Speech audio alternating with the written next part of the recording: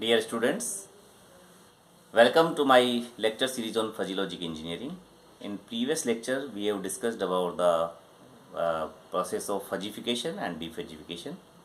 Now today we are going to discuss two methods of the fuzzification. One is the intuition and second is the inference.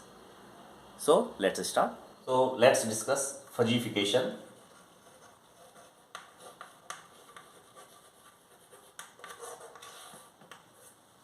So in fuzzification, today we are going to discuss two methods. One is the intuition and second is the inference. Now first method, what is intuition? Intuition is a very simple method. It is basically the capacity of humans to develop membership functions through their own intelligence and understanding.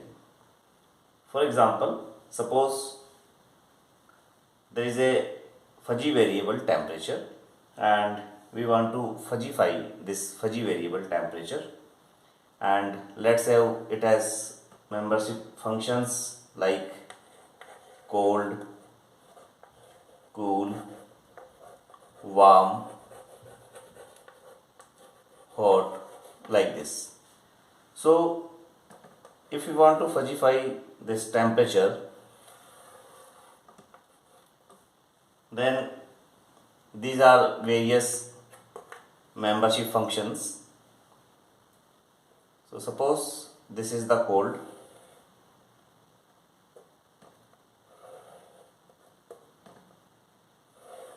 this is cool, here we can write this cold, this is for cool,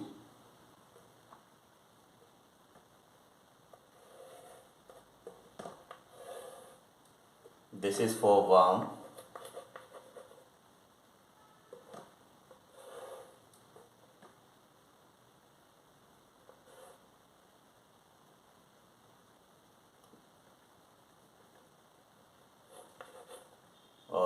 or we can see the, for the overlapping purpose we can shift it here, so it is hot, and here it is temperature in degree centigrade, and here it is mu value.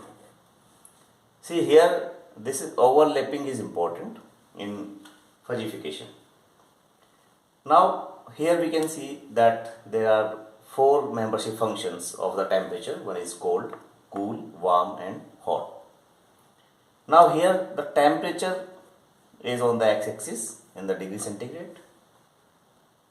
Now if we refer this temperature for the human comfort, it may have different range, or if we refer this temperature for some industrial process, then it may have some different range. Because for the human, suppose 48 degrees is very hot temperature, whereas in the case of some industrial process, it may be around 200 degrees centigrade, it may be around 300 degrees centigrade. So this is basically intuition, that is basically the capacity of human to develop this membership function based on their own intelligence. Like we have to think over that for what purpose we are going to develop this membership function, in what context we are talking about. So for what, if we talk about human context, then it may have temperature like this is 40 degree, this is 50 degree and above 30, 20, like this one. And if we have to develop membership function for some industrial application, it may have 200 degrees centigrade or 400 degrees centigrade and like this one. So intuition is simply, it's a intelligence and understanding of the human for which we are going to develop this fuzzification. Means we have to understand the system, that's why it is contextual based. Second is the inference.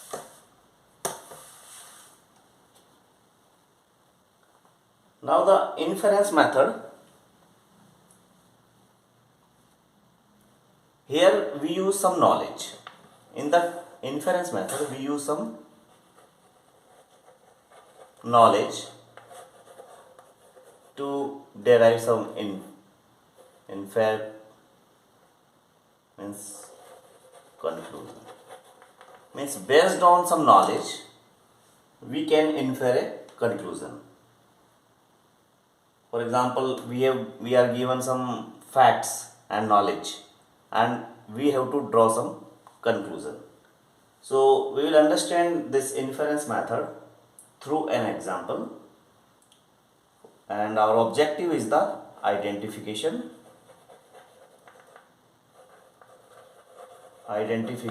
of a triangle. This is our objective, identification of a triangle. Now for the triangle we are given that A, B and C.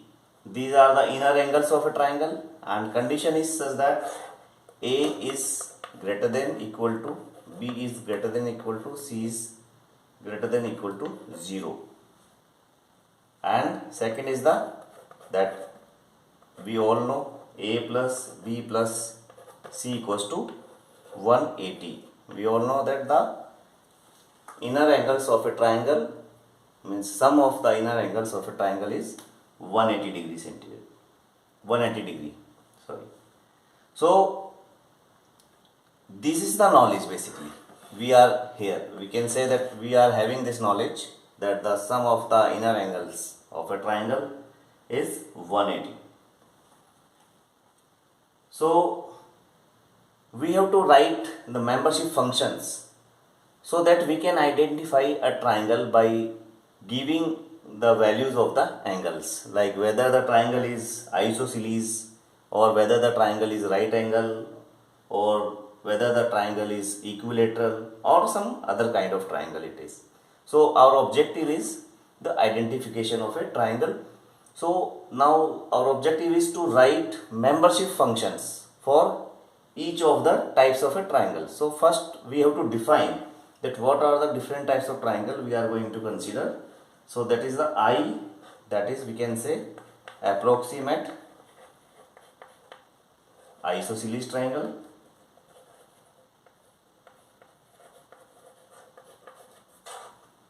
Then R, that is approximate right triangle. Then IR,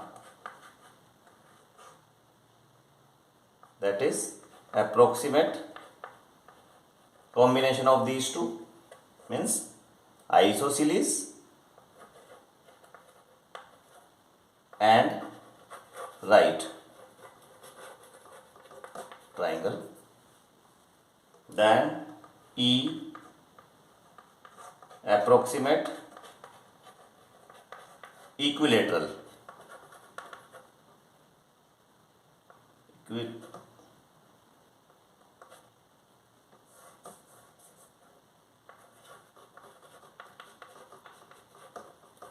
Equilateral triangle.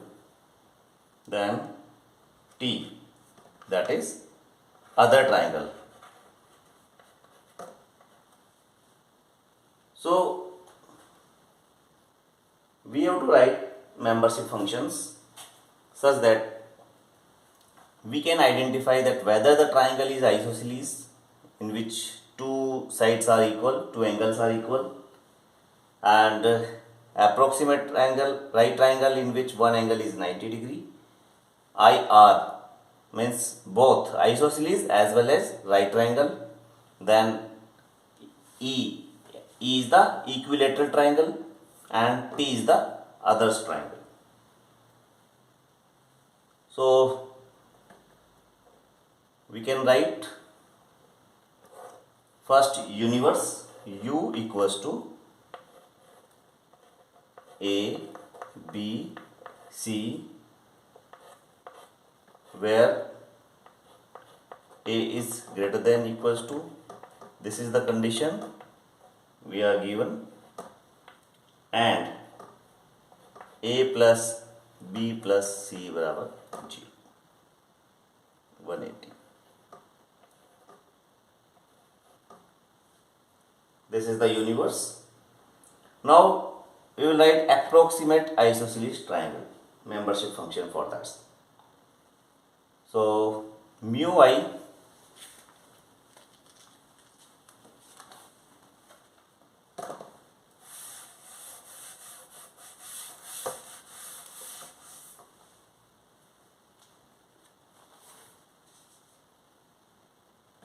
the expression for isosceles triangle A B C equals to 1 upon 60 minimum of A minus B, B minus C. This is for isosceles.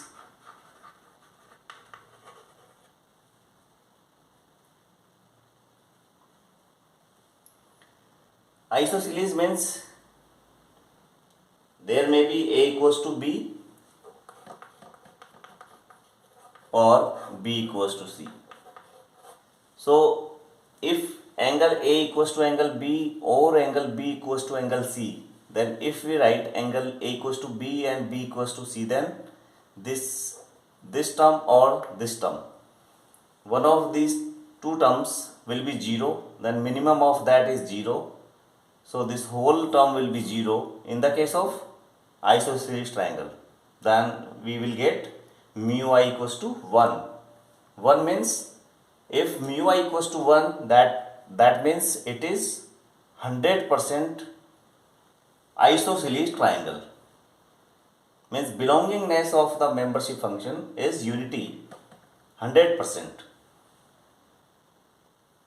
So in this way we have to write membership function for each type of triangle. Like mu R, right triangle ABC equals to 1 upon 90 A minus 90. Now here we can see that if A equals to 90, that is for the right triangle. So if A equals to 90, if we put A equals to 90 here, this term will be 0, then the membership mu R will be, in this case mu R will be 1, and 1 means it is 100% right triangle.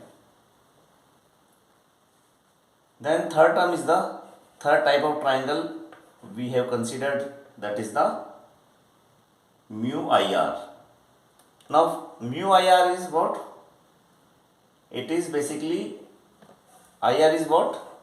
Combination of isosceles and right triangle. So we can write like this one. IR is what? IR equals to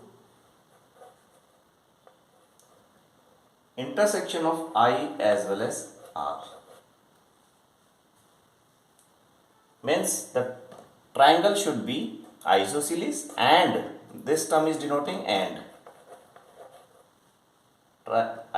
Triangle should be isosceles as well as right triangle. IR, it can be identified by the De Morgan's theorem. If we take complement of this one, then I is I bar union R's complement. Now I's complement is what? Here expression is given. So I's complement is 1 minus mu I, 1 minus mu I union 1 minus mu R. 1 minus mu I is given. It is 1 minus, if we transform here, mu I will be here and this expression will be in the left side. So it will be 1 upon 60 minimum of A minus B and B minus C, and union of 1 minus mu R. So we will take this term in this left side and this will right side, so it becomes 1 upon 90 a minus 90. Now if we write expression for mu IR complement, that is maximum of, this is the maximum operator, so maximum of 1 upon 60 minimum a minus b, b minus c, and 1 upon 90 a minus 90. So here it is mu IR complement. Now we have to find the expression for mu IR. So we will take complement of this one again. So it becomes, so final expression of mu IR ABC will be 1 minus maximum. We will subtract this expression from 1, so it becomes 1 minus maximum 1 upon 60 minimum a minus b, b minus c, 1 upon 90 a minus 90. This is the expression for membership function of mu IR, that is the isosceles and right triangle. Similarly, next triangle is our equilateral mu E A B C equals to, for this we can write 1 upon 180 A minus C. Now for the equilateral triangle, what is the condition? A equals to B equals to C. So when A equals to B equals to C, then this term becomes 0. So this whole term becomes 0 and we get mu equals to mu E tends to 1. Mu E tends to 1 means this is a completely equilateral triangle. So 4 triangles we have discussed. This is isosceles, this is right triangle, this is IR, means combination of these two, isosceles as well as rectangle, sorry, right triangle, and then equilateral. So if triangle is not mu I, mu R, mu IR or mu E, then we consider it others triangle. So we denoted that T, let T is the other triangle. So T will be either it is isosceles, then union right triangle, then union equilateral, and if it is not one in these combination, so we can write the complement of this whole combination. So we will get the expression for others triangle, that is I's complement intersection R's complement intersection E's complement. So it means if the triangle is not isosceles, not rectangle and not equilateral, then we say that the triangle is classified into others triangle.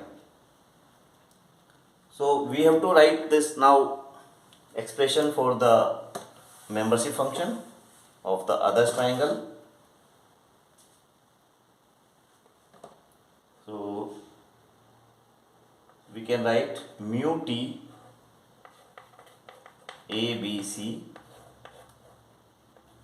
equals to minimum, here it is minimum operator. Now I complement is 1 minus mu I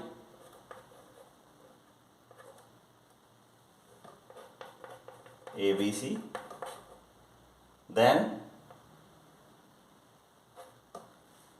R is the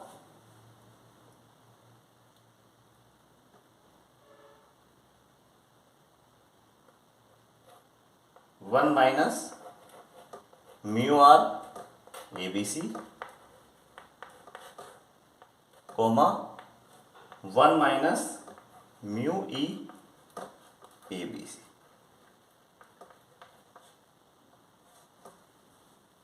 We have written expression for I's complement, R's complement and E's complement. This is I's complement 1 minus mu I. This is R's 1 minus mu R, and this is for equilateral 1 minus mu E. Now if we write expression for 1 minus mu I, here from we can write 1 minus mu I equals to 1 upon 60 minimum of A minus B and B minus C. So by solving it we can write 1 upon 180 minimum 3 A minus B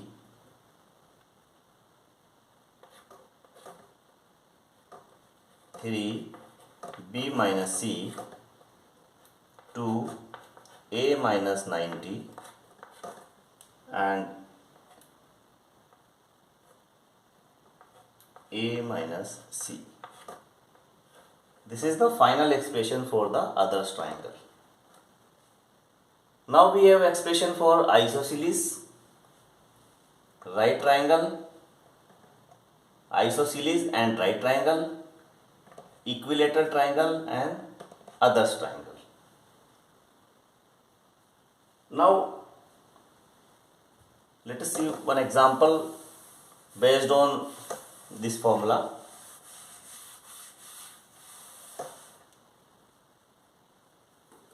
The given problem is,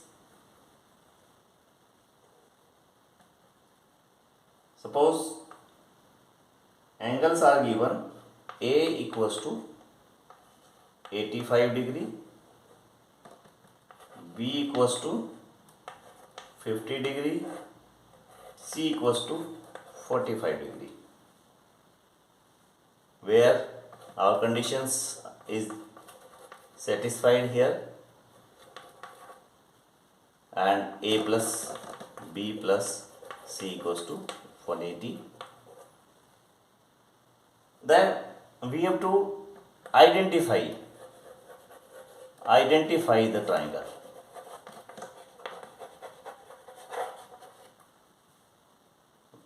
Which type of triangle it is. So now in the classical theory we can say that we can check for isosceles. Is it isosceles? No. Is it right triangle? No. Is it isosceles and right triangle? No. Is it equilateral? No. So it is a other triangle based on our classical theory. But let us see how fuzzy logic identify it, that which type of triangle it is. So based on the previous formulas for the membership function, if we put values of A, B and C, we will find mu R of this x equals to 0.94, mu I of x is 0.916, mu IR of x equals to again 0.916, mu E of x is 0.7 and mu T of x equals to 0.05.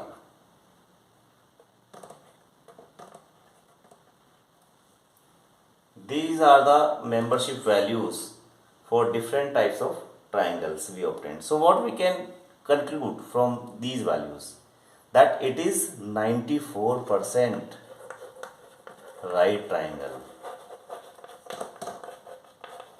Since we can see here that angle is 85, so it is not 90 but it is near to 90. That's why we are getting that it is a 94% right triangle.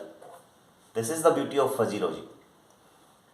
Now isosceles, we can see here these two angles are not equal but just very near to each other, 45 degree and 50 degree.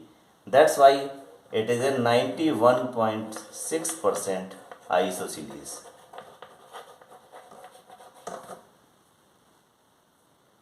Then combination of IR, so we take always minimum of these two, so again 91.6, minimum of these two 91.6% isosceles and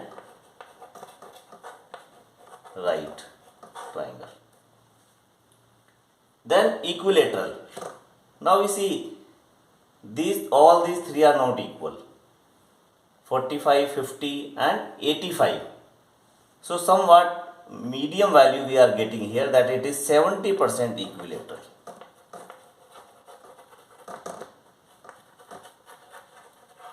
It is a 70% equilateral triangle and only 5% other triangle. Whereas in the classical theory, what we concluded that it is not right, it is not isosceles, it is not isosceles and right, it is not equilateral, it is only right other triangle. So in this way, the fuzzy logic identifies that it is more membership value is having towards right triangle than others triangle, because this angle is approaching towards 90. These two are also equal, that's why it is having a high value of membership value in the case of isosceles and right triangle. So this is all about these two methods. One is the intuition and second is the inference, which can be used for the fuzzification. So this was all about intuition and inference methods of fuzzification. If you have any queries regarding these two methods of the fuzzification, you can mail me. Mail is given in the description box.